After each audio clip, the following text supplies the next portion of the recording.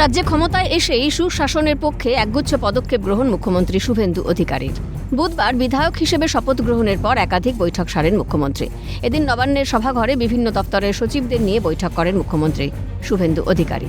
সেখানেই মুখ্যমন্ত্রী ভয়মুক্ত হয়ে কাজ করার বার্তা দেন সকলকে।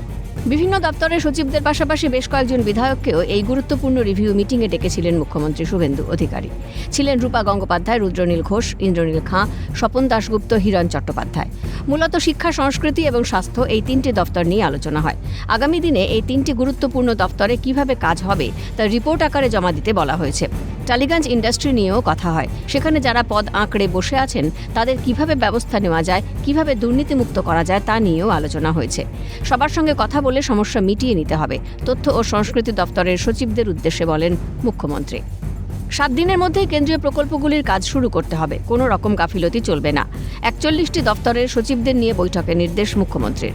1 মাসের মধ্যে বিভিন্ন দপ্তরের বাজেট প্রস্তুত করতে হবে, বৈঠকে নির্দেশ মুখ্যমন্ত্রীর। বিভিন্ন দপ্তরকে আয় বাড়াতে হবে, বৈঠকে বললেন মুখ্য সচিব মনোজ কুমার আগরওয়াল।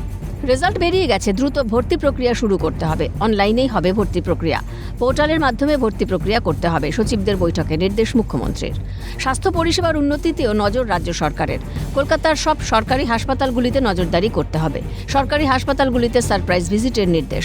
মানুষের পরিষেবা পেতে যাতে কোনো সমস্যা না হয় সেটা নিশ্চিত করতে হবে। প্রয়োজনে আমিও সারপ্রাইজ ভিজিট করব বলে জানিয়েছেন মুখ্যমন্ত্রী। বিধায়করাও জেলায় জেলায় হাসপাতালে সারপ্রাইজ ভিজিট করবে, নির্দেশ মুখ্যমন্ত্রীর। পাশাপাশি শিক্ষা দপ্তরেও একদিন যাবেন বলে জানিয়েছেন মুখ্যমন্ত্রী। এর আগে দেখা গেছে জনস্বাস্থ্য ও কারিগরি দপ্তরের নিয়ম মেনে টেন্ডার করা হয়নি। এবার নিয়ম মেনে টেন্ডার করতে হবে। সরকারি যা নিয়ম রয়েছে সেই নিয়ম অনুযায়ী টেন্ডার হবে। জনস্বাস্থ্য ও কারিগরি দপ্তরের সচিবকে বৈঠকে বললেন মুখ্যমন্ত্রী বলে সূত্রের খবর। এদিন দুর্নীতির বিপক্ষে জিরো টলারেন্স, সচিবদের বৈঠকে চূড়ান্ত বার্তা মুখ্যমন্ত্রীর। এছাড়া বিভিন্ন প্রকল্পের কাজ যেমন সময় মতো শেষ করতে হবে, পাশাপাশি কেন্দ্রীয় প্রকল্পের ক্ষেত্রে যেন কোনো সমস্যা না হয় সেদিকেও নজর রাখার নির্দেশ মুখ্যমন্ত্রীর। অনেক দপ্তরের টাকা এসে পড়ে রয়েছে, সেগুলো সঠিকভাবে খরচ করতে হবে।